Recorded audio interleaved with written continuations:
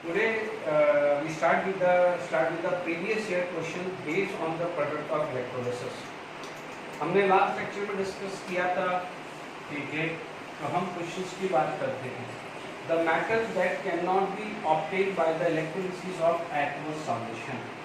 ठीक है, यदि मैं aqueous solution की बात करूं तो याद करिए हाइड्रोजन से ऊपर जो थे, जैसे हमने एग्जांपल लिया था aqueous NaCl का, एक्वस NaCl का लिया था. ठीक है, जब एक्वस NaCl का जब हमने लिया था तो Na+ और H+ था. The reduction potential of H+ is more than this. तो ध्यान दीजिए हाइड्रोजन के नीचे copper, Mercury, silver, platinum and gold है. बाकी जो सारे एलिमेंट्स हैं वो उसके ऊपर होते हैं.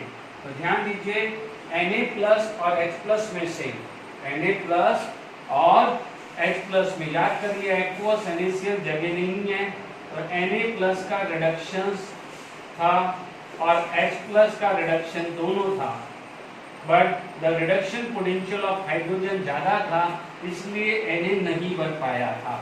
Is it clear to all of you? तो आप क्या बोलते हैं कि वहां पर लिबरेशन एनोड पे क्या हुई थी, हाइड्रोजन. एनोड पे क्या हुई थी, हाइड्रोजन. जबकि यहाँ पर Ag+ हमने AgNO3 का एग्जांपल लिया था, एक्वस कॉपर सल्फेट लिया था, जब प्लैटिनम इलेक्ट्रोड था AgNO3 का लिया था. तो यहाँ ध्यान दीजिएगा the right answer is calcium. देख लीजिए कितना सिंपल क्वेश्चन JEE मेन 2014 में बना है. ठीक है, उसके बाद हमने बात करी थी एप्लीकेशंस. इसके लास्ट लेक्चर में galvanisation is apply a coating of this. बिल्कुल सिंपल है, डायरेक्टली जिंक आ जाता है. ठीक है, यानी जिंक अच्छा खासा है. जिंक क्या है, अच्छा खासा ऑक्सीडेशन पोटेंशियल हायर होता है. आप देख लीजिए रिसेंटली JEE मेन 2016 का क्वेश्चन है. ठीक है, तो जब हमने यहाँ पर दो क्वेश्चन डिस्कस किए हैं, ठीक है, तो आप देख लीजिए कितने simple directly JEE main space पे बेस्ड क्वेश्चंस बने हुए हैं. अब आप देखिए यहाँ पर हम कुछ IIT एडवांस के यदि मैं क्वेश्चन बात करूं, ठीक है,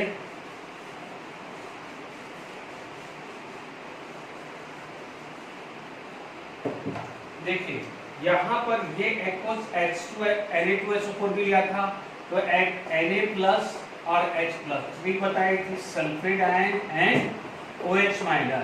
इन दोनों में से इसका रिडक्शन पोटेंशियल हायर था. दैट्स व्हाई यहाँ पर एनोड पे क्या बनता है, कैथोड पे क्या बनाता, H2, और इसका ज्यादा था तो O2 बनाता कहाँ पर, एनोड पे. इसीलिए आप देख लीजिए ऑप्शन करेक्टली देखिए cathode and anode respectively. Cathode and anode respectively यानी कैथोड पे हाइड्रोजन आया और उस पे क्या है, O2 आया है. अब एग्जैक्टली यही क्वेश्चन था 1996 में भी, बट उसमें उल्टा था, एनोड एंड कैथोड रेस्पेक्टिवली, तो उसमें ये आंसर आ जाता. Is it clear? तो आप देख लीजिए चार क्वेश्चन बिल्कुल सिंपल क्वेश्चंस हैं. ठीक है, तो यहाँ पर आपका क्या राइट आंसर आ जाएगा, H2 कहाँ पर है, कैथोड पे, और O2 कहाँ है, एनोड पे. एंड कैथोड पे H2, एनोड पे O2. तो देख लीजिए कितना सिंपल क्वेश्चंस बना हुआ है. इसी तरह का AIPMT जिसको अभी नीट बोलते हैं, वहां पर भी क्वेश्चंस बना हुआ था. वहां पर में भी एक क्वेश्चन था नीट में क्वेश्चंस आया था कि इलेक्ट्रोलिसिस ऑफ H2SO4, यदि मैं एक्वस या डाइल्यूट H2SO4 था, ठीक है, H2SO4 को मान लीजिए जो ट्रिक के हिसाब से H+ HO4- वाटर का H+ एंड OH-. तो ये कंफर्म हो गया कि आपको H2 मिलना है और ये कंफर्म हो गया है O2 मिलना है, बिकॉज सल्फेट की स्टेबिलिटी OH- से ज्यादा थी. प्रेफरेंस थ्योरी पड़ी थी. तो आप देख लीजिएगा यहाँ पर हाइड्रोजन कहाँ आया है, कैथोड पे, और ऑक्सीजन कहाँ आया है, एनोड पे. Is it clear? तो ये क्वेश्चन भी नीट में पूछा गया है. Is it clear to all of you? अब आप देखिए एक और जो नीट में जो क्वेश्चन था, ठीक है, जो हमने डाउन सेल पढ़ा था लास्ट ईयर 11th में पढ़ा था, उस पे बेस था. ठीक है, उस पे क्या बेस था कि वहां पर यदि आप क्वेश्चन ये था, ठीक है, नीट में आई थिंक यहाँ पर था देखिए ये एमसीक्यू बेस था बट इसको मैं सब्जेक्टिव बेस बना रहा हूं कि इलेक्ट्रोलिसिस ऑफ, ठीक है। यदि मैं बात करूं कि यहां पर था electrolysis of aqueous NaCl platinum electrode पे, इस पे प्लैटिनम इलेक्ट्रोड पे, electrolysis of aqueous NaCl platinum electrode और Hg इलेक्ट्रोड। हमने डाउन सेल में Hg इलेक्ट्रोड लिया था, याद करिए डाउन सेल में। तो प्लैटिनम इलेक्ट्रोड पे क्या होता था, सिंपल न्यूट्रल है तो Na+, Cl-, H+ and OH-। Is it clear? तो रिडक्शन पोटेंशियल किसका ज्यादा था, हाइड्रोजन का, that's why H+ get reduced and are going to be form H2। Cl- में से क्या था, Cl2 आया। तो क्या बोला जाता था कि कैथोड पे क्या है, यदि electrolysis of aqueous NaCl platinum electrode पे लेंगे तो कैथोड पे हाइड्रोजन रिलीज होगा, ये क्वेश्चन था। बट यदि NaCl अमालगम में आएगा तो it is going to be form amalgamated sodium. याद करिए ये हम लोगों ने डाउन सेल में पढ़ा था, कहाँ पढ़ा था, down cell preparation of sodium में, ठीक है, 11th स्टैंडर्ड में। तो डाउन सेल जब हमने पढ़ा था तो वहां पर क्या था, इसका रीजन होता है, क्या रीजन था, because sodium is soluble in mercury, soluble in mercury यानी Hg के अंदर सॉल्युबल होता है, इस वजह से अमालगेटेड सोडियम बनता है। This is one of the need question. उसमें एक ऑप्शन था because sodium is soluble in mercury. Question क्या था, आप लिख लेना, electrolysis of aqueous NaCl in platinum electrode will give hydrogen at cathode, whereas if it is taken place in presence of Hg electrode are going to be formed amalgamated sodium। तो option थे 4, उसमें से right option था sodium is soluble in mercury. Is it clear? तो हमने कुछ 5-6 question discuss किए हैं जो लास्ट लेक्चर के बेस पे प्रीवियस ईयर में क्वेश्चंस आया है। Now we proceed for the next topic. Is it clear?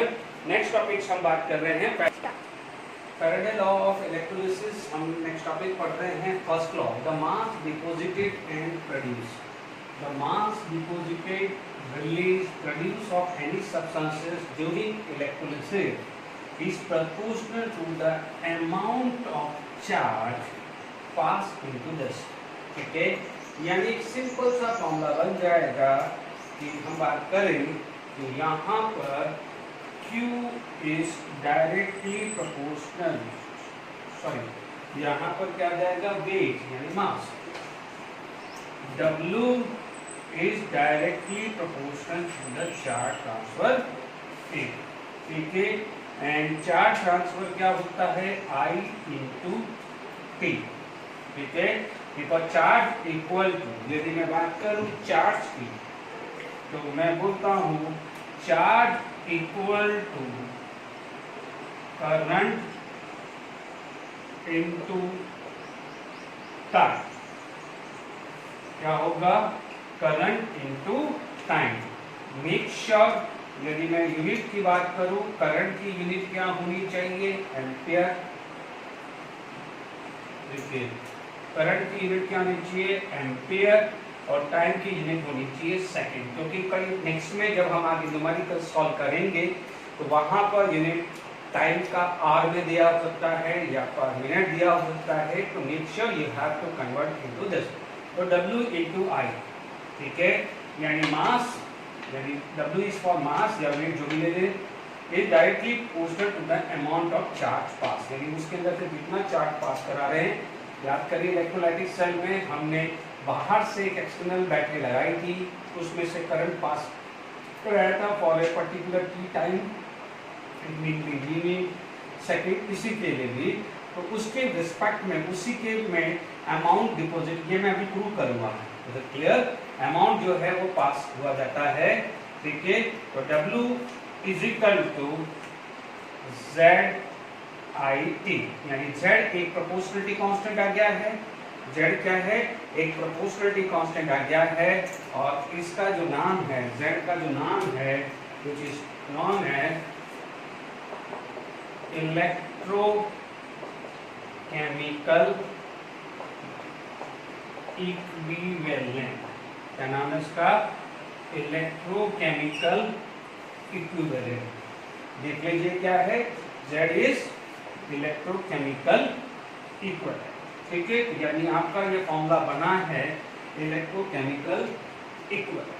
ठीक है, ये फर्स्ट लॉ है, पहले फर्स्ट लॉ की बात करते हैं, सेकेंड लॉ इसके लिए हम न्यूमेरिकल डिस्कस। ठीक है, तो यहां तक आपको क्लियर हो गया। ठीक है, जो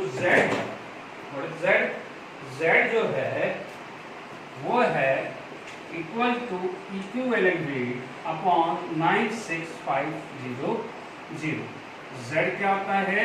it is equivalent weight of the substances of a metal line divided by 96500। Is it clear to all of you? यदि मैं इक्विवेलेंट वेट की बात करूं तो इक्विवेलेंट वेट हो जाएगा मोलार मास, या मोलार मास नहीं होगा तो आप बोलोगे atomic mass of substances, molar या atomic mass of substances divided by number of electron for oxidation और रिडक्शन। क्या आ जाएगा? Number of electron for oxidation और रिडक्शन। तो हमारे पास ये एक फॉर्मूला हम ऑलरेडी बात कर चुके हैं। तो इसका मतलब आपका जो फॉर्मूला W है, ठीक है, it is going to be W जो है वो आ जाएगा E upon 96500 into I into T, यानी ये फर्स्ट फॉर्मूला आ गया है। ठीक है, फर्स्ट फॉर्मूला जो आ गया है वो आपका W is equal to E into I T. तो आई होप समझ में आ गया होगा, E I T clear. W is equal to E I T, E stand for equivalent weight. ठीक है, अब 1 बाय 1 हम इसको प्रूव करेंगे, ध्यान दीजिएगा। ठीक है, W हम 1 बाय 1 इसको प्रूव करेंगे। क्लियर। मान लीजिए आपके पास कोई एग्जाम्पल 1 आया, ठीक है, एग्जाम्पल लिया, Na plus will accept the electron are going to be from N। ठीक है, सेकेंड एग्जाम्पल लिया, Mg2 plus will accept the 2 electron will give Mg, यानी सब में मोल्टन फॉर्म ले रहा हूँ। ठीक है, Al3 plus will accept the 3 electron will form Al।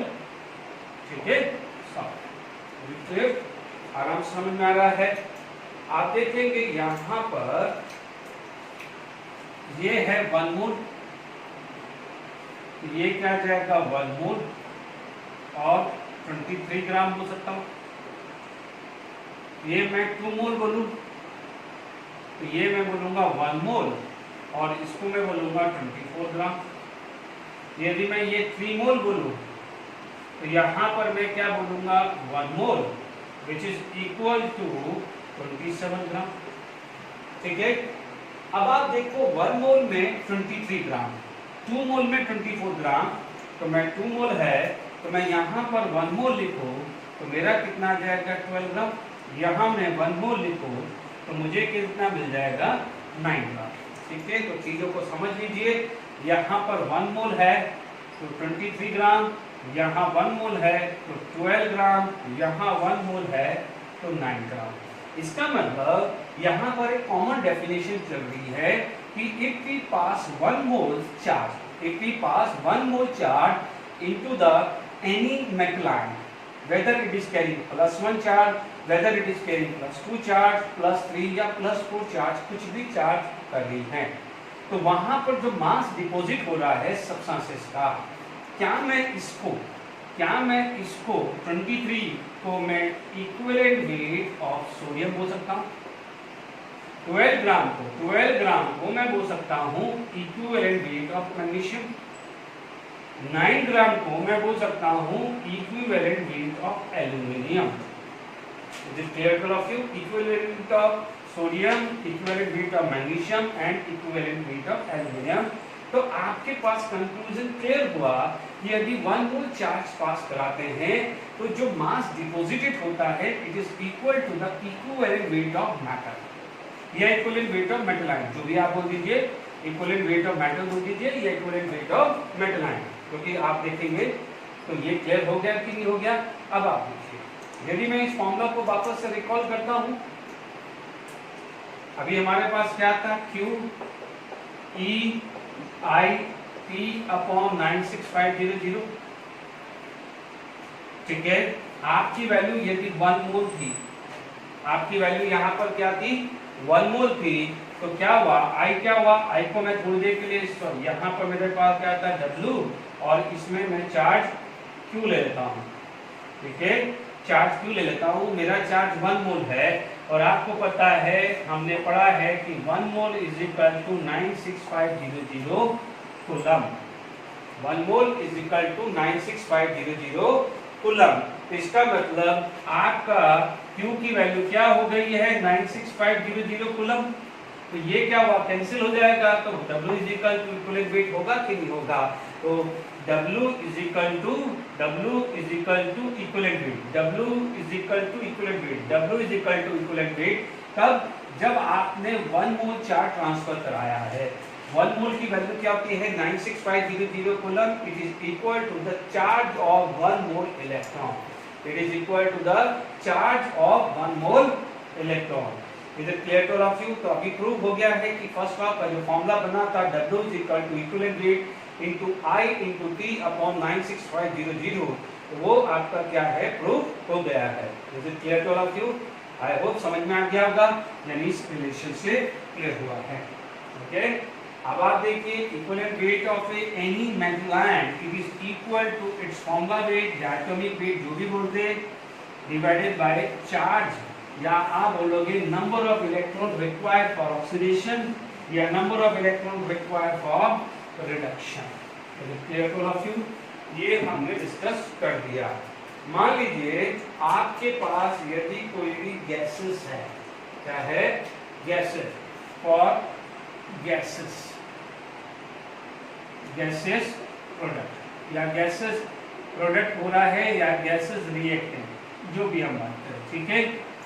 Mostly तो प्रोडक्ट ही बनता है, मोस्टली तो आपको क्या मिलता है, गैसेस प्रोडक्ट ही मिलता है, ठीक है। मैं रिएक्टेंट नहीं चलेगा, ठीक है, गैसेस प्रोडक्ट की बात करें।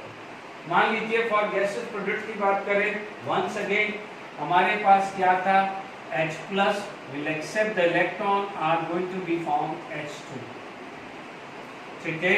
दूसरा यदि मैं बात करूं OH माइनस, मैं जान करके OH माइनस लिख रहा हूं, क्योंकि ऑक्सीजन निकालना है, O प्लस 2 इलेक्ट्रॉन था, याद करिए, and it is half O2, तो यहाँ पर आ जाएगा H प्लस आयन, ठीक है। हालांकि हमें तो सिर्फ गैसेस चाहिए। मान लीजिए थर्ड गैस हुई Cl minus, on oxidation can give half Cl। ये आपके पास गैसेस हुई। वंस अगेन 1 बाय 1 ले लीजिए आपके पास, हाउ मेनी मोल, 1 मोल, तो आप बोलोगे हाफ मोल प्रोड्यूस हो रहा है, यहाँ पर हाउ मेनी मोल, 2 मोल, कितना आ रहा है, हाफ मोल, और यहाँ पर 1 मोल है, तो कितना आ रहा है, हाफ मोल आ रहा है। Is it clear to all of you. तो देखिए यहाँ पर यदि 1 मोल आता है, यहाँ 1 मोल आता है, तो it is equal to 1/4 mole of gas, oxygen, of hydrogen, of chlorine. तो अब आप ध्यान रखना है कि ये चीजें भी क्लियर हो गई। अब आप देखो गैसेस के लिए हम कैसे अप्लाई करें, यानी इस फॉर्मूला को यदि मैं गैसेस में कन्वर्ट करना चाहूँ तो मैं कैसे करूँ, ठीक है। अब देखिए, हमने यहाँ पढ़ा था W, मैं इसी को डिराइव कर रहा हूँ। हमने पढ़ा equivalent weight I into T अपन, या मैं I के जगह अभी Q लिख देता हूँ, upon 9650, W upon E is equal to Q upon 96500, ठीक है। यहाँ तक क्लियर हुआ।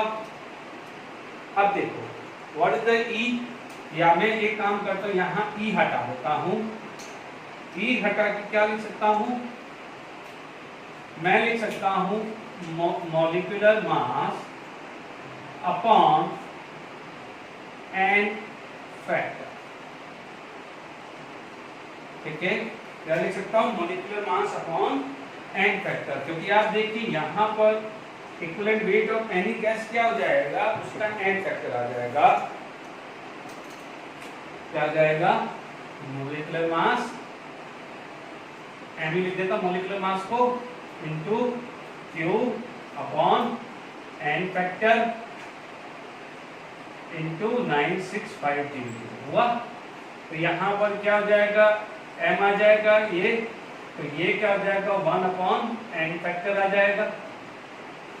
Is it clear to all of you, ये क्या आ जाएगा 1 अपॉन एन फैक्टर। ठीक है, समझ में आ रहा है। तो हमारे पास ये चीज आ गई, ओके, आराम से क्लियर हो गया है। W is equal to equivalent weight into Q upon 96500 था, इक्विवेलेंट वेट की जगह molecular mass upon N factor. ठीक है ना, गैस के लिए अपन क्या लिख रहे हैं, एन फैक्टर। तो W बाय एन, अब आप देखो what is this, mass upon molar मास, इसे क्या बोलते हैं, मोल। मास अपॉन मोलार मास, इसको क्या बोलते हैं, मोल। ये वाला फॉर्मूला मैं यहाँ लिख रहा हूँ, जगह नहीं है, तो मोल इज इक्वल टू, अब आप देखो मोल इक्वल टू आपके पास क्या है, Q इंटू Q अपॉन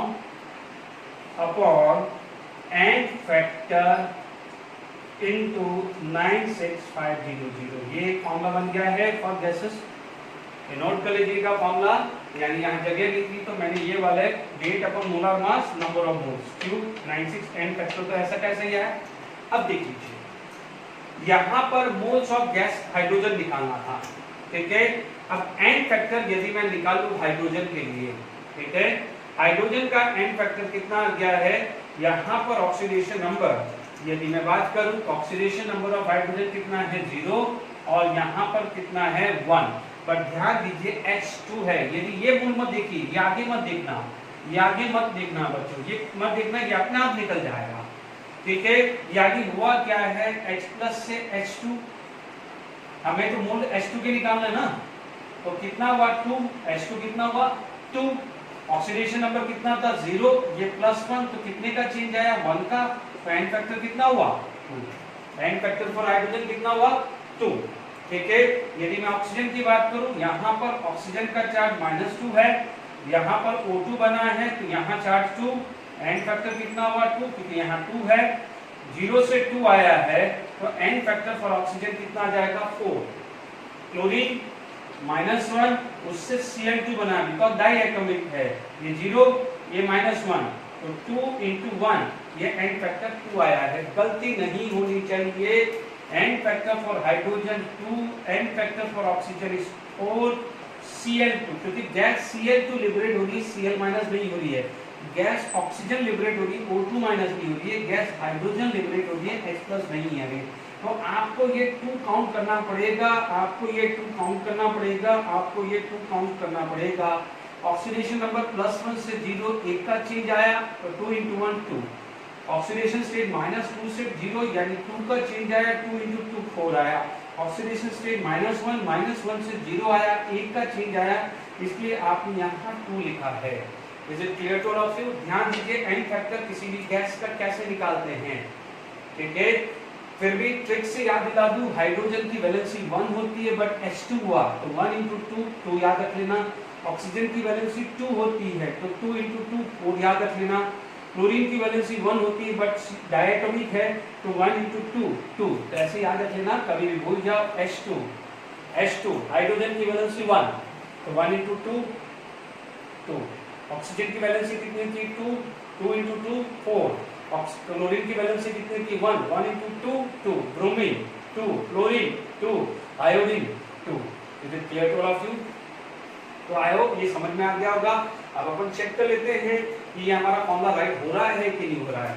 आप कितना मोल दे रहे हो 1 मोल, तो यहाँ पर this value is equal to 1 mole, yes और नो। 1 मोल का मतलब 96500, 96500 डिवाइडेड बाय 96500 1। हाइड्रोजन का एन फैक्टर कितना है 2, तो यहाँ पर हाइड्रोजन के लिए क्या आ जाएगा 1/2, ऑक्सीजन के लिए क्या आ जाएगा 1/4, एन फैक्टर ऑक्सीजन का 4 है, 1/4 आ रहा है ना जब 1 मोल पास हो रहा है। और क्लोरीन का कितना आ रहा है हाफ मोल, इसका मतलब 1/2 आया है। Is it clear to all of you.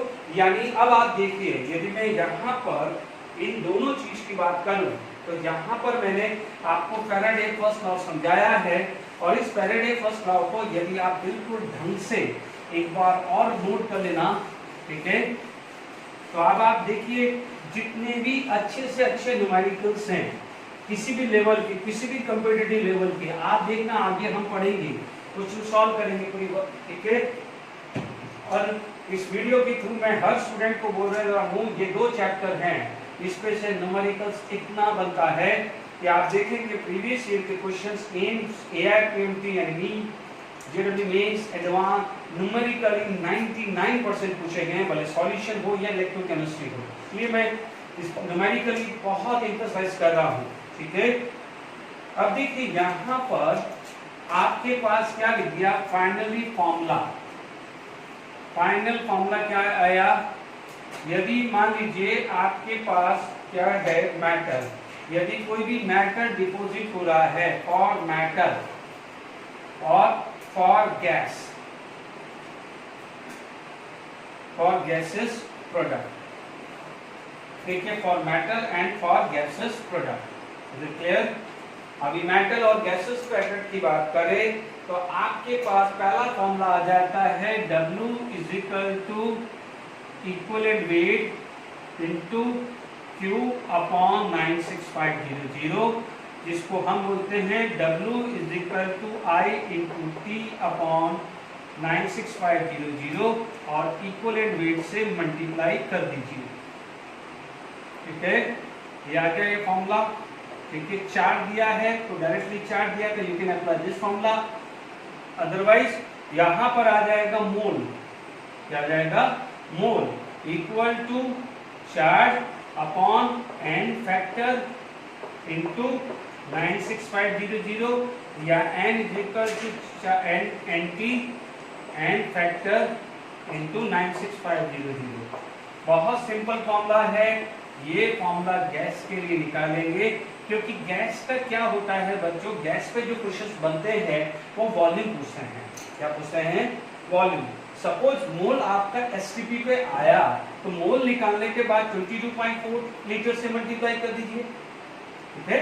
Otherwise क्या हो जाएगा, अदर देन एसटीपी आएगा तो बेटर है, P इक्वल टू एनआरटी से इसका वॉल्यूम, इसका मास पूछेगा, इस फॉर्मूले से निकालना है, इसका वॉल्यूम पूछेगा, तो वॉल्यूम निकालने के लिए first of all find out the mole, if it is STP multiply by 22.4 liters, if it is other than STP तो go with the PV is equal to nRT, is it clear।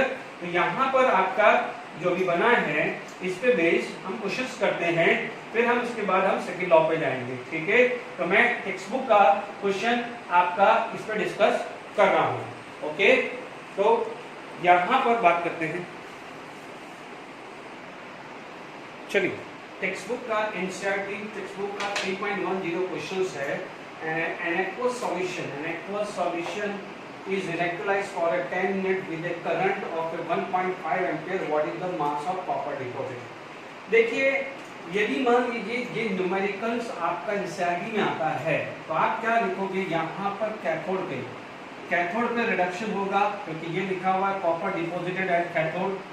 तो ध्यान दीजिए Cu2 plus will accept the 2 electron get convert into Cu, ठीक है। तरीका बता रहा हूँ, आप क्या बोलोगे, इसको लिख दोगे 2 इंटू 96500 कूलम, क्योंकि ये 2 मोल है, 2 मोल का मतलब क्या हुआ, 2 into 96500 because 1 mole is equal to 1 faraday या 96500 कूलम, इज इट क्लियर।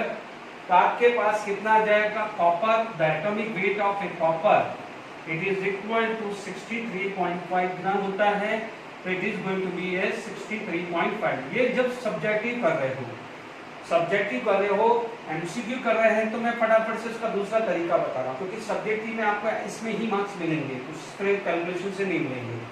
तो आप बोलोगे 1 कूलम चार्ज ट्रांसफर हुआ तो मास डिपॉजिटेड आएगा दिस अपॉन दिस आएगा, ये आएगा, समझ में आएगा, बिल्कुल क्लियर हुआ। अब आप देखिए फिर आप क्या करोगे, चार्ज निकालो, Q it is equal to I into T, Q is equal to I into T. Q कितना है 1.5 एम्पियर।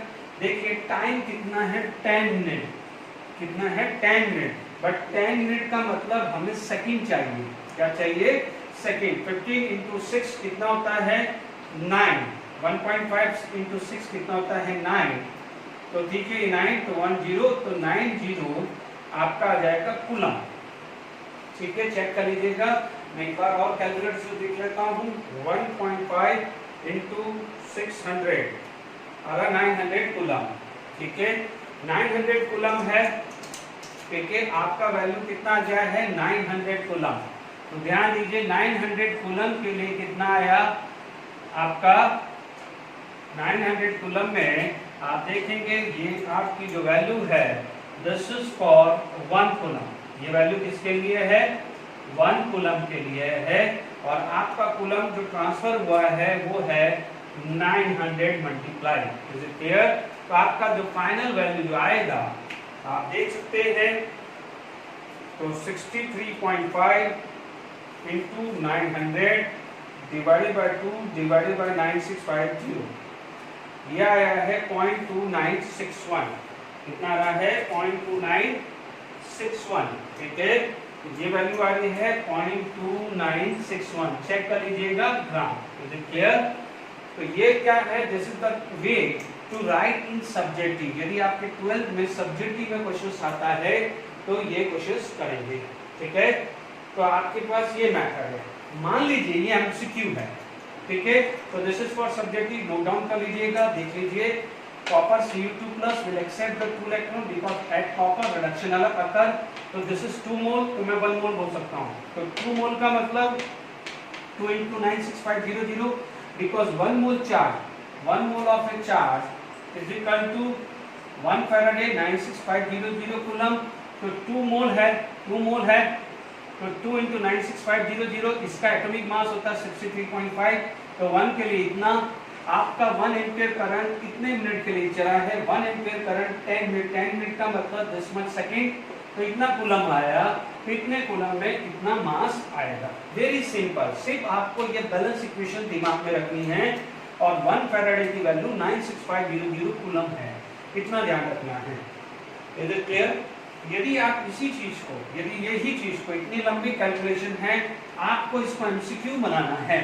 ठीक है, एमसीक्यू बनाना है। अभी ध्यान दीजिए, इसके अंदर करंट एफिशिएंसी वर्ड नहीं है। इस न्यूमेरिकल करने के बाद मैं करंट एफिशिएंसी वर्ड भी लिखूंगा। मान लीजिए मेरे पास एमसीक्यू सॉल्व करना है, तो simple formula W is equal to equivalent weight into I into T upon 96500। फटाफट फॉर्मूला लगाया। ओके, W की वैल्यू आ गई into I into T। W equivalent weight 63.5 है ना। And what is the charge over copper? +2। तो ये क्या हो जाएगा? दिस अपॉन 2 आ जाएगा। Is it clear? Equivalent weight atomic mass upon 2, because copper की क्या है? कॉपर 2 + 6 Cu बना है। तो how much electron required for reduction? Reduction के लिए 2 इलेक्ट्रॉन चाहिए ना। तो इक्विवेलेंट वेट क्या होता था? Atomic mass divided by number of electron required for reduction और number of electron lost due to oxidation. I 1.5 time 10 मिनट, बट उसको 6 सेकेंड में कन्वर्ट करना नहीं भूलना। डिवाइडेड बाय 96500 रख लीजिए। आपका वैल्यू अप्रोक्सीमेट 2961 ग्राम आएगा। चेक कर लीजिए, कितना सिंपल है, एक स्टेप में एमसीक्यू। ठीक है, बट ध्यान रखना सब्जेक्टिव जब आप करोगे तो ये मेथड मत लगाना, शायद मार्क्स नहीं मिले। जो तरीका है, पहले क्वेश्चन लिखनी पड़ेगी, फिर आपको बताना पड़ेगा। अब आप देखिए, यहाँ पर आपका क्वेश्चन हो गया है। ठीक है, अब मान लीजिए ये आपका एनसीईआरटी का मैंने दोनों टाइप से बता दिया कि ये क्वेश्चन एमसीक्यू में पूछे तो किस तरीके से सॉल्व करना है, और यदि यही क्वेश्चन सब्जेक्टिव में पूछे तो किस तरह से सॉल्व करना है। Is it clear to all of you? अब आप देखिए, यहाँ पर हमारे पास एक वर्ड आएगा which is known as current efficiency. Current efficiency, ठीक है। करंट एफिशिएंसी क्या जाएगा? Charge actual transfer, charge actual transfer या transfer divided by charge theoretical transfer, जो भी आप लिखना है, इनटू 100। ठीक है,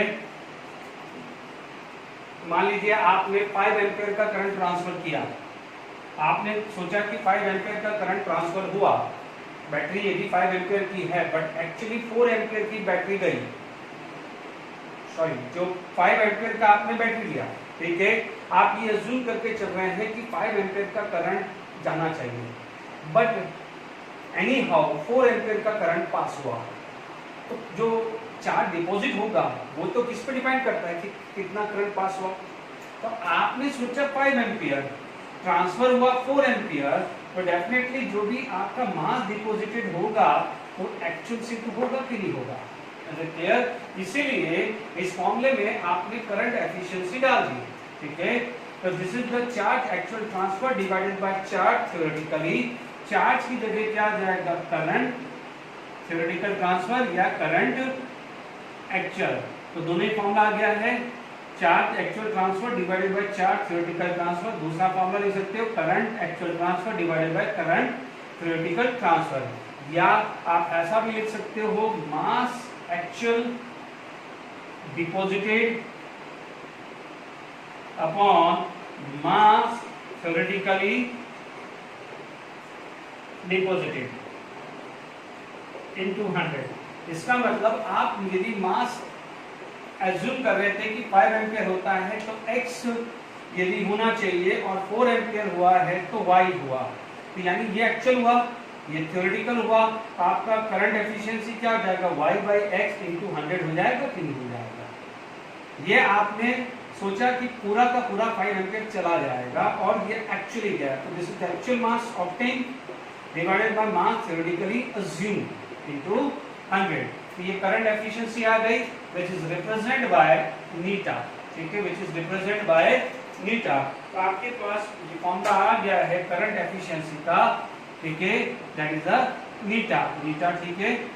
अब देखिए इसको यदि अब करेक्टेड फॉर्मूला करना है, ठीक है, मान लीजिए आपको यहाँ पर कोई करेक्टेड फॉर्मूला करना है, देखिए इससे पहले वाले न्यूमेरिकल के अंदर करंट एफिशिएंसी जैसी वर्ड नहीं थी तो आप 100% अज्यूम करके चलेंगे, ठीक है।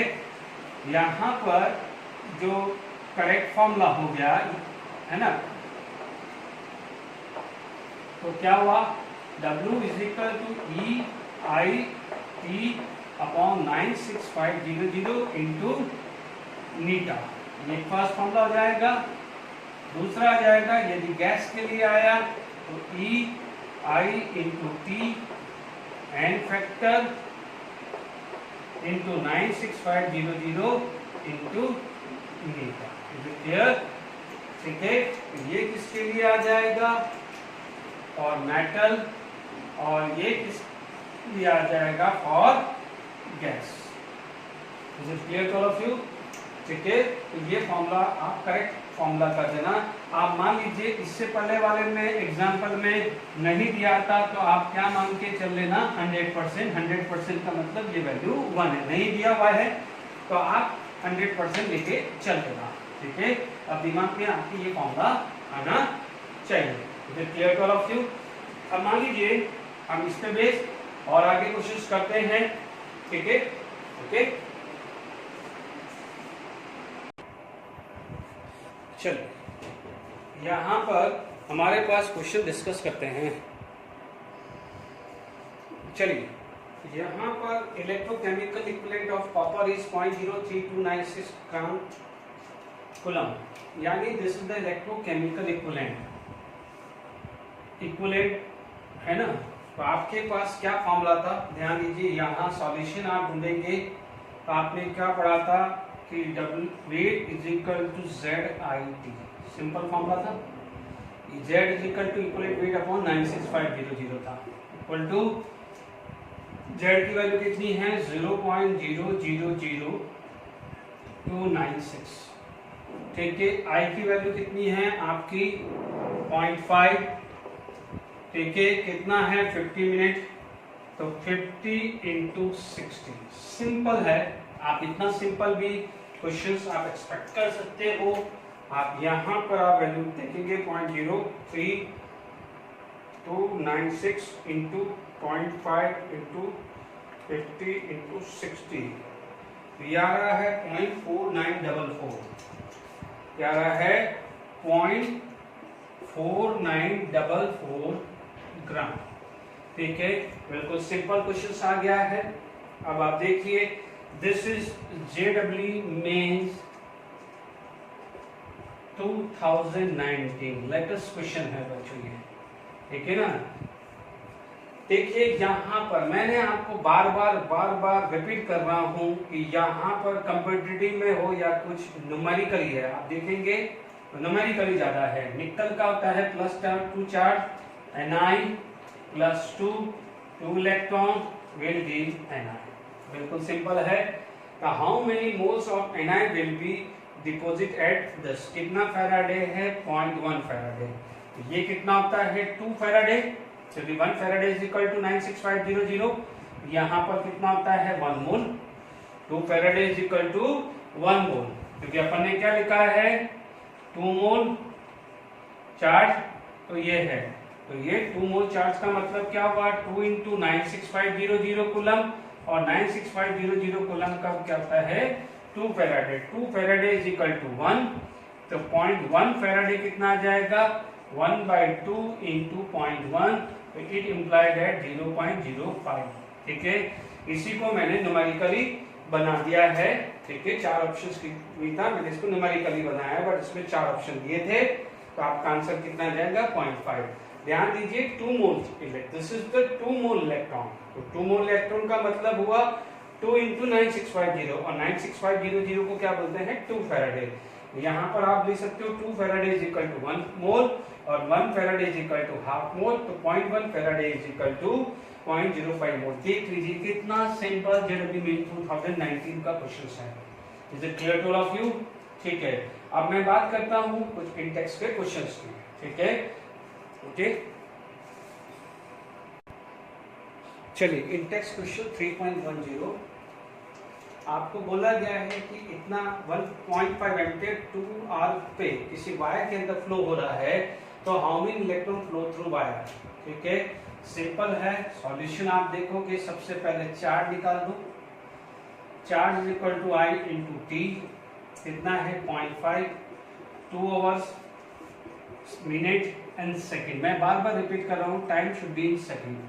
ठीक है, आपका कितना हो जाएगा ये 166, तो आपका आ जाएगा 3600 कूलम। कितना आ जाएगा 3600 कूलम। ठीक है, हमारे को पता है 96500 कूलम होता है, तो 1 मोल इलेक्ट्रॉन होता है, या 6.022 × 10⁻23 इलेक्ट्रॉन बोल सकते हैं। यदि 96500 कूलम है तो 1 मोल इलेक्ट्रॉन या 6.022 × 10⁻23। ये हमने ऑलरेडी प्रूव कर चुका हूं कि, क्योंकि ये वैल्यू आती क्या है, यदि किसी बच्चों को नहीं पता है तो 96500 क्या होता है, वापस लिख देता हूं कि charge of 1 mole of electron, charge of 1 mole of electron, 1 mole का मतलब इतना, एंड सिंगल का चार्ज इतना होता है। जब आप इसको मल्टीप्लाई करते हैं तो ये आ जाता है 96500 कूलम, जिसको 1 फैराडे भी बोलते हैं। क्या बोलते हैं 1 फैराडे भी बोलते हैं। Is it clear? तो आप क्या बोलोगे, यहाँ पर कितना आ गया है 3600 कूलम, देख लीजिए 3600 coulomb, and imply that 6.022 × 10⁻23 upon 96500, क्योंकि इसमें इतना है, multiply by 3600। Is it clear? तो आप देख लीजिए, इसको आप कैलकुलेटर का यूज कर लीजिए, 6.022 × 3600 डिवाइडेड बाय 96500, ये आ रहा है 0.2246। तो मैं इसको लगभग यदि मैं बात करूं तो मेरा फाइनल आंसर आ जाएगा 2.25 × 10⁻22 इलेक्ट्रॉन्स। चेक कर लीजिएगा, ये वैल्यू आनी चाहिए। Is it clear? और अच्छा न्यूमेरिकल से दिख रहा है सिंगल लाइन में, बट अच्छा क्वेश्चन है कि हाउ मेनी इलेक्ट्रॉन, तो 96500 कूलम यदि चार्ज ट्रांसफर होता है, तो आप ये मान के चलेंगे कि उसके अंदर 1 मोल इलेक्ट्रॉन है, क्योंकि 1 मोल और इलेक्ट्रॉन का चार्ज ही 96500 है। Is it clear? ये एक रेफरेंस है आपके पास। तो 3600 कूलम है, तो दिस डिवाइडेड बाय दिस कितने इलेक्ट्रॉन होंगे, मोल में निकालना है, तो 1 divided by this into this कर दीजिए। Is it clear? तो देख लीजिए, दिस इज इंटेक्स 3.10 क्वेश्चन। ठीक है, इंटेक्स 3.11 का क्वेश्चन है कि आपके पास यदि आप देखें intext 3.11 suggest a list of metal that are extract electrolysis. ठीक है, आप देखेंगे बहुत सारे मेटल है, मोस्टली क्या है मोल्टन फॉर्म में है, तो मोल्टन फॉर्म में सारे NaCl, Al, Cl3 ले सकते हैं।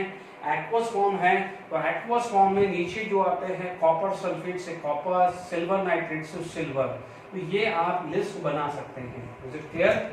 अब आप देखिए इंटेक्स 3.10 हो गया, बिल्कुल आराम से समझ में आ गया है। चार्ज जो है current into time 0.5 into 2 into 10। ठीक है, तो यहाँ पर आपको ये क्लियर हो गया। बार बार रिपीट कर रहा हूँ, 96500 coulomb, it is the charge of 1 mole electron which is also equal to 1 faraday. तो क्लियर, यहाँ तक क्लियर हो गया। 1 फैराडे किसकी आती है, it is equal to charge of 1 mole electron. अब आप देखो what quantity of a current needed, यानी मुझे करंट निकालना है टू रिड्यूस 1 मोल। ठीक है, ये भी इंटेक्स का क्वेश्चन है, टाइम नहीं दिया है तो हम फैराडे में निकाल सकते हैं। अब आप देखो ये क्वेश्चन क्या बोल रही है, 1 मोल, यहाँ पर कितना आ रहा है 6 फैराडे, कितना आ रहा है 6 फैराडे। तो आपका क्वेश्चन आ जाता है what quantity of a current needed to reduce 1 mole. तो for reduce 1 mole 6 faraday required. 6 faraday नहीं लिखना चाहते हो तो 6 इंटू 96500 कूलम लिख दीजिए। Is it clear? तो आपके पास कितना आ जाएगा, 5 6 30, 3 36 39, 3 54 और 3 57 कूलम आ जाएगा। Is it clear to all of you? तो दोनों वे में लिख सकते हो, 6 फैराडे लिख सकते हो या 6 इंटू दिस करते, क्योंकि टाइम नहीं दिया हुआ है तो अपन को ये लिखना है करंट। ठीक है, यदि टाइम दिया होता तो आप क्या लिखते, क्यू निकालते, I into T, Q divided by T कर देते तो आपको I मिल जाता है। ठीक है, तो ये आपके इंटेक्स के तीनों क्वेश्चन हमने डिस्कस कर दिए। चलिए हम नेक्स्ट क्वेश्चन पे मूव करते हैं। चलिए, हमने क्वेश्चन लिखा है find out the strength of a current, strength of a current that will be liberated 5.6 litre of O2 at STP। बिल्कुल ध्यान दीजिए O2। ठीक है, यदि मान लीजिए O2 की बात करें तो आप डायरेक्टली, यदि MCQ बेस्ड है, अपन क्या लिख सकते हैं, N is equal to I into T upon, ठीक है, यदि हम बात करें N into I into T upon N factor into 96500। कहीं भी करंट एफिशिएंसी नहीं दी हुई है तो आप क्या ले लेंगे, 1 मोल। ठीक है, 5.6 लीटर, यानी मोल्स क्या होता है, volume at STP divided by 22.4। Is it clear? Volume at STP divided by 22.4, ये नंबर ऑफ मोल्स का फॉर्मूला है। देख लीजिए, number of moles volume at STP divided by 22.4। तो आपके पास क्या जाएगा, 5.6 अपॉन 22.4। Is it clear? आपको निकालना है, I निकालना है, टाइम कितना दिया है, 3 आवर, टाइम कितना दिया है, 3 आवर, तो 3 इंटू मिनट इंटू सेकेंड। अभी हमने जब पढ़ा था, डिस्कशन किया था ऑक्सीजन, ऑक्सीजन की वैलेंसी 2, ऑक्सीजन एक सिंगल एटम की वैलेंसी 2, तो 2 एटम की वैलेंसी कितनी हो जाएगी, 4। ठीक है, तो आप क्या बोलोगे, n फैक्टर 4 इंटू 96500। पाई की वैल्यू आ गई आराम से, ये आ गया 4, ये 4 से 4 कैंसिल, तो ये 0 0 0 0, तो 965 बाय 54, 18 इंटू 3 54। तो आप देख लीजिए 965 डिवाइडेड बाय 54, 17.87। तो आपका जो वैल्यू आएगा 17.87 एम्पियर। देख लीजिए, यहाँ पर मैंने आपको एक सिंप्लीफाई कर दिया है कि how to use this question. ठीक है, अच्छा, how many ampere must be this, otherwise यदि यही क्वेश्चंस को आप सब्जेक्टिव सॉल्व करना चाहते हैं देखिए आपको यही क्वेश्चंस को आप सब्जेक्ट ही करना चाहते हैं, यानी आपका एनसीईआरटी के क्वेश्चंस आ गया है। आपको पता है कि यहाँ पर वाटर है तो water is going to be oxidise and water is going to be reduce. तो आप देखिए H2O विल बी, ये क्वेश्चन याद रखना जरूरी है, 2 electron plus 2 H plus ion. ये चीज बता रहा हूँ सब्जेक्टिव के लिए। जब सब्जेक्टिव आएगा तो आपको ये लिखना पड़ेगा कि एनोड पे इसका ऑक्सीडेशन होगा, ये तरीका है। तो आप क्या लिखोगे यहाँ पर, तो आप बोलोगे 2, यदि मान लीजिए यहाँ पर हाफ मोल 0.5 मोल है तो आप बोलोगे the charge would be 2 into 96500 coulomb, यानी 2 फैराडे की वैल्यू 2 into 96500। यहाँ पर 5.6 वॉल्यूम है डिवाइडेड बाय 22.4 यानी 0.25 मोल है, यानी कितना गिवन है 0.25 मोल। तो ध्यान से सुन लीजिए, 0.5 मोल के लिए बैलेंस इक्वेशन के हिसाब से 0.5 मोल के लिए 2 फैराडे का मतलब 2 into 96500 कूलम। हमें दिया है 5.6 लीटर, 5.6 लीटर का मतलब 0.25 मोल। तो ये 0.25 मोल is equal 2 into 96500 into 0.5 into 0.25, ये वैल्यू 2 से 2 कैंसिल, तो फाइनली आपका आ जाएगा 96500 कूलम। ये आपके पास क्या गया है चार्ज, 96500 चार्ज है। बच्चों ये वाला जो मेथड है दिस इज फॉर यदि यही न्यूमेरिकल आपके 12th बोर्ड में आ जाए, 12th बोर्ड में आ जाएगा तो ये तरीका है। पहला वाला तरीका में कोई मार्क्स नहीं मिलने वाला, आपको बैलेंस इक्वेशन से समझाना पड़ेगा, गलती मत करना, इसलिए मैं दोनों तरीका बता रहा हूँ, ठीक है। अब आप देखिए यहाँ पर आप देखेंगे बिल्कुल समझ में आ गया, 96500 चार्ज आ गया। तो बिल्कुल सिंपल फॉर्मूला है, charge equal to Q is equal to I into T। 96500 I निकालना है, टाइम 3R 60 इंटू 60, I की वैल्यू आ गई है ना 96500 डिवाइडेड बाय, देखिए 5400, 0 से 0 कैंसिल, तो ये समथिंग 965 आपका क्या है लगभग 17.85 एम्पियर करंट आएगा, चेक कर लीजिएगा, है ना, ठीक है। तो मैंने आपको दोनों तरीका बताया है because you will appear in the board as well as competitive exam. तो ये वाला आपका क्वेश्चन आराम से सॉल्व हो गया, how to find out the current, ठीक है। अब देखिए आज के जो लेक्चर है इसके अंदर मैं दोनों बता रहा हूं, ठीक है, ओके, ये दोनों मेथड सिखा रहा हूं। मान लीजिए how many ampere must be pass through a down cell to produce sodium metal at a rate of this. बिल्कुल सिंपल है, आपके पास क्या जाएगा रेट है, ठीक है 3 kg, यानी जो मास है, मास जो है वो है 30 kg। 30 kg का मतलब 30,000 ग्राम, ठीक है। आपका पास टाइम कितना है 30 ग्राम है, तो आपके पास टाइम कितना है 1 आवर। 1 आवर का मतलब 3600 सेकेंड। अब आसान है, ठीक है, आसान क्या है,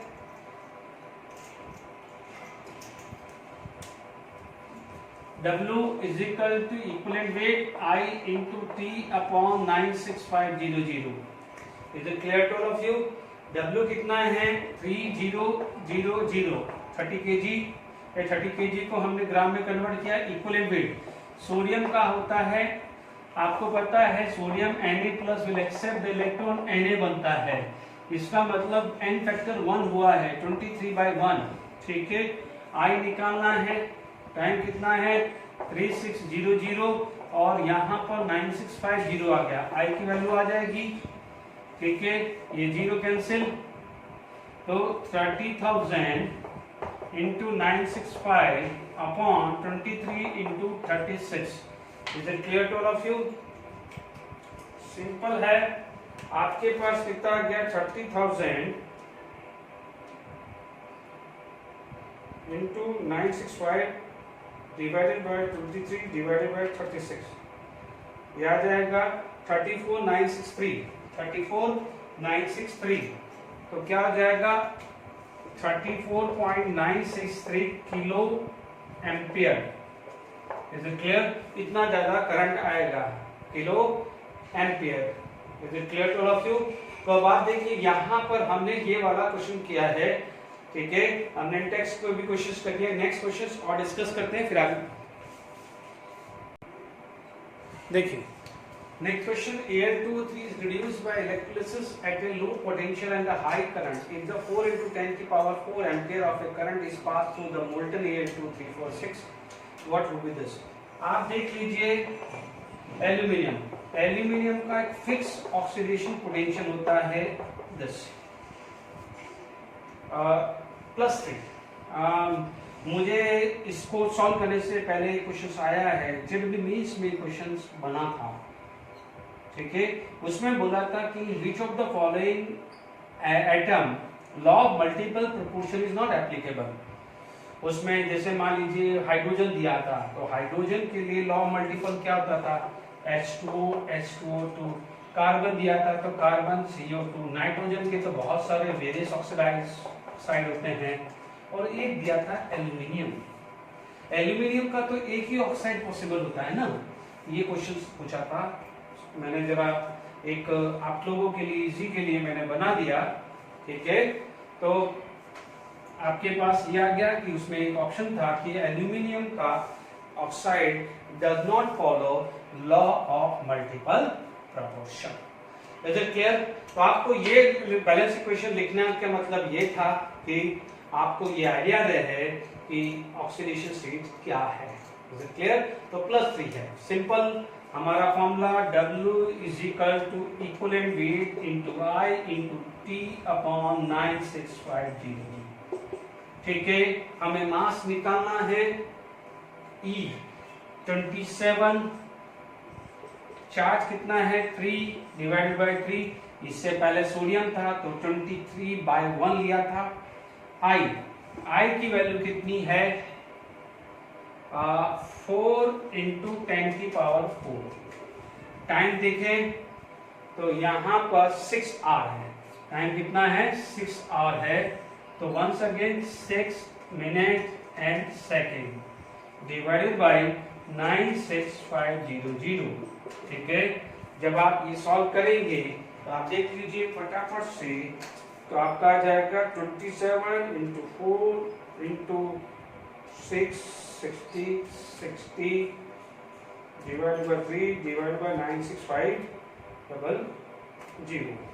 ये आ रहा है 8.05।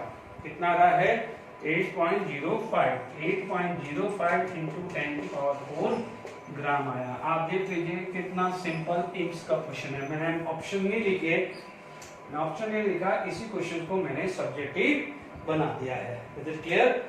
ओके, तो अब आप देखिए यहाँ पर आपको क्लियर हो गया है कि क्या क्या यूज कर रहे हैं। नेक्स्ट क्वेश्चन हम डिस्कस करते हैं। चलिए नेक्स्ट क्वेश्चन हम बात कर रहे हैं amount of Faraday required to convert the 2 moles of nitrobenzene into aniline. ठीक है, ध्यान दीजिएगा, this is the nitrobenzene into aniline. ठीक है, ये कई बार आपको ये आ जाएगा, नाम दे देगा नाइट्रोबेंजीन और ये दे देगा एनिलीन। ठीक है, सिंपल है इसका सॉल्यूशन, आप ध्यान से सुन लीजिए। Okay, this is the structure of nitrobenzene. Okay, तो आप देख लीजिए यहाँ पर यदि आपको स्ट्रक्चर नाइट्रोबेंजीन है, आपको ये ध्यान रखिएगा, यहाँ पर मान लीजिए PHNO2 से PHNH2 बना। ठीक है, आप देखेंगे यहाँ ऑक्सीजन है तो इसके हिसाब से इसका -+4 आ जाएगा। यहाँ कार्बन है क्योंकि nitrogen is bonded with carbon, तो इसके हिसाब से क्या हो जाएगा -1। इज इट क्लियर? देख लीजिए, nitrogen is more negative than carbon और इसके बॉन्ड है 8। Nitrogen is bonded with the oxygen, उसके बॉन्ड है 4, यानी कोऑर्डिनेट बॉन्ड को भी 2 काउंट होता है, कोऑर्डिनेट बॉन्ड भी 2 काउंट होता है, ध्यान से समझ लेना। तो +4, क्योंकि ऑक्सीजन इज -2 तो नाइट्रोजन वुड बी +4। तो नेट कितना आ गया है यहाँ पर +3। इसका चार्ज कितना आ गया है +3। यहाँ पर हाइड्रोजन के हिसाब से हाइड्रोजन से भी नेगेटिव है तो -2, और कार्बन से भी नेगेटिव है तो -1। तो यहाँ पर क्या हो जाएगा, नेट चार्ज आ जाएगा -3। तो कितना हुआ, +3 से -6, और एंड फैक्टर कितना आ गया है, 6।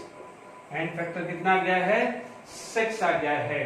तो 2 फैराडे है, 2 फैराडे है, तो how many electron will accept, 6 electron accept करेगा वो। How many electron will accept, n factor 6 है ना, तो देख लीजिए +3 -6, +3 -6, तभी ये क्या हो जाएगा, -3 आएगा। तो आपसे क्या बोला है कि टू कन्वर्ट दिस, तो आप देख लीजिए 1 mole required 6 Faraday, 1 mole required 6 Faraday, तो 2 मोल रिक्वायर्ड 12 फैराडे। तो 12 Faraday is answer. Is it clear to all of you? ये समझ में आ गया कि नहीं आ गया? Is it clear to all of you? देख लीजिए +3 से -3, हमने क्या बोला है, what is the n factor, number of electron required for oxidation और फॉर रिडक्शन। तो +3 से -3 के लिए कितने रिक्वायर्ड है, 6। तो 1 मोल के लिए 6 मोल, तो 2 मोल के लिए कितना आ जाएगा, 12 फैराडे। ठीक है, अब आप देखो ये तो सिंपल है। नेक्स्ट क्वेश्चन यदि मैं बात करूं तो देखिए 12 फैराडे क्लियर हो गया। अब देखिए यहां पर आपके पास